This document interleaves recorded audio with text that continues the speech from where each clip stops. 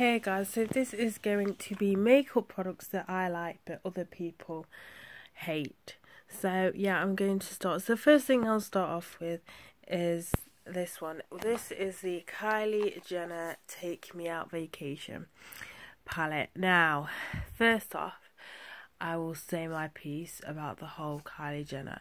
I feel that people are purposely a lot of the time when they do reviews are being really picky and really biased just because it's Kylie Jenner. Now, I can agree with the makeup brushes. I'm not gonna lie, the makeup brushes are pretty high. Let's just erase that. But when it comes to her eyeshadows reviews and the the liquid lipstick and everything, I feel that people are being really picky, and especially with this one. So I think this was from a summer collection, and then so you get the whole theme is pastel coloured shades, and then you've got the shimmers. What most people hated about this palette, or what they said, which pissed me off so much, guys, you don't understand, is because these glitters were not like pow. Like they were pow, like when you had you have to have like a damp brush to make them pow. That pissed me off just because not all highlighters are amazingly, not all highlighters, not all glittered eyeshadows are, pow in your face. You can get eyeshadows that are glittery but they're not pow in your face, and that pissed me off. It was like you just picked that on and you just gave it a thumbs down just because it's Kylie Jenner, and it just pissed me off. Like if it was any other high-end, I'm telling you now, if it's any other high-end, like say if YSL came out with glittery eyeshadows that weren't that much of a pow, unless you used it with a brush that was damp, I'm telling you now, people would not be in up in arms so much. I just feel so sorry for her just because I feel that people are purposely picking on her, and it just pisses me off, guys. But as I said, I like this palette, especially for a pastel palette, because I'm not usually somebody who will go for pastel shades. One, just because the formulas can be quite chalky. Second of all, because of my skin tone. But I find that I'm reaching for this. I think the quality is pretty good. As I said though, the glitters, I think people just whatever. But this brush here is shit. Just don't, it's actually quite rough on the eye, so I don't recommend using that brush. But I actually like this palette, so yeah.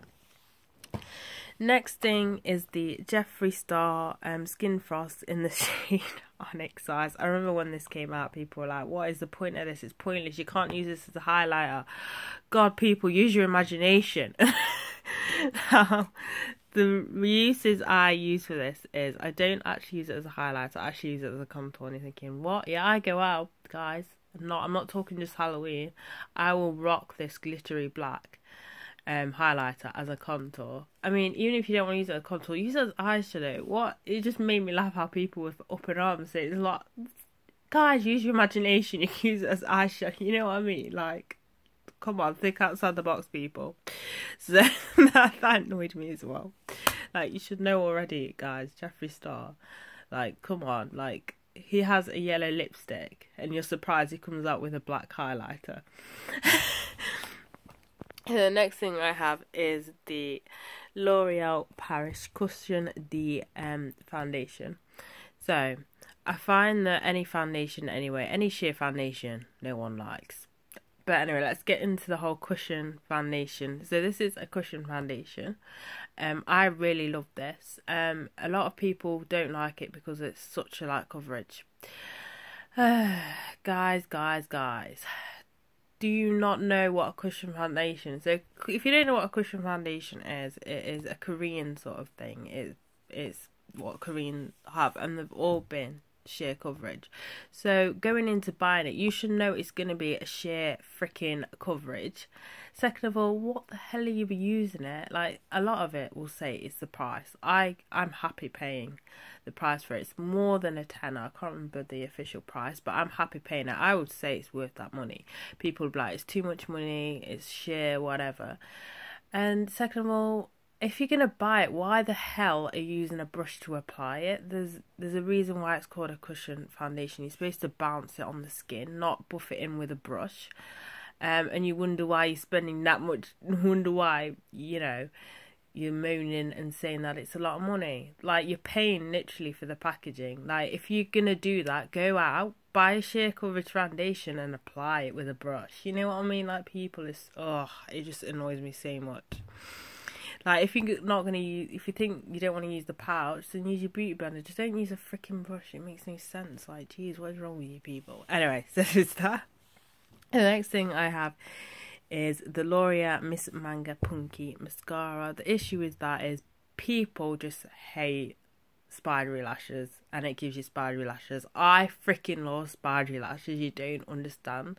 I don't understand why people don't like it, because it just opens the eye so much. Like, I don't understand people, but yeah, that's the main reason why people don't like it, because it gives them spidery lashes. But me, I love spidery lashes, you know, so I love this mascara. The next thing I have is the Rimmel London Wake Me Up foundation. The issue people had was that it was glittery, and I'm not going to lie, a little bit of a slight overreaction. People said that when they had it on, they looked like Twilight, you know, Twilight vampires. Apparently they're shimmering. Is it shimmering the light? Whatever. Either way, you guys, you're overreacting. Jesus Christ. It is glittery. Calm down, it is glittery, but it's not like chunks of glitter. It is like a shimmer glitter, don't get me wrong, but I don't understand, unless you're loading this on, like, unless you've got putting on like 5 layers of this, that you will twinkle like a vampire. I don't get that. I honest to God don't get that. But yeah, there's that. And then the last thing is the Rimmel London Contour Kit, the Cake Contour Kit. Now, main issue with people, obviously this is more to do with preference, is that the actual contour shade is more of a bronzing shade than a contour shade.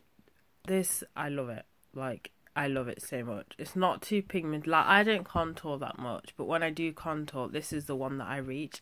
I found that the contour shade isn't too pigmented, so I don't find it's hard to work with. I can build it up easily if I want to, you know, build it up.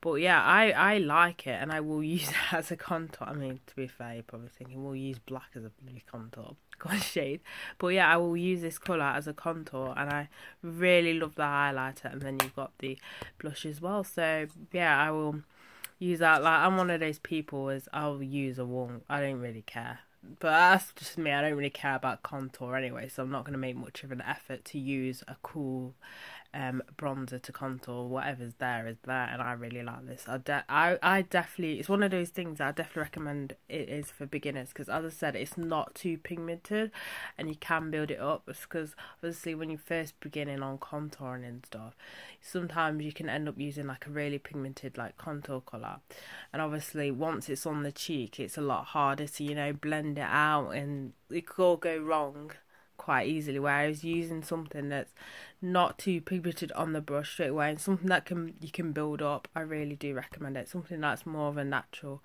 sort of contour than the Barry M contour kit. But yeah, so that is it for this video, so bye guys.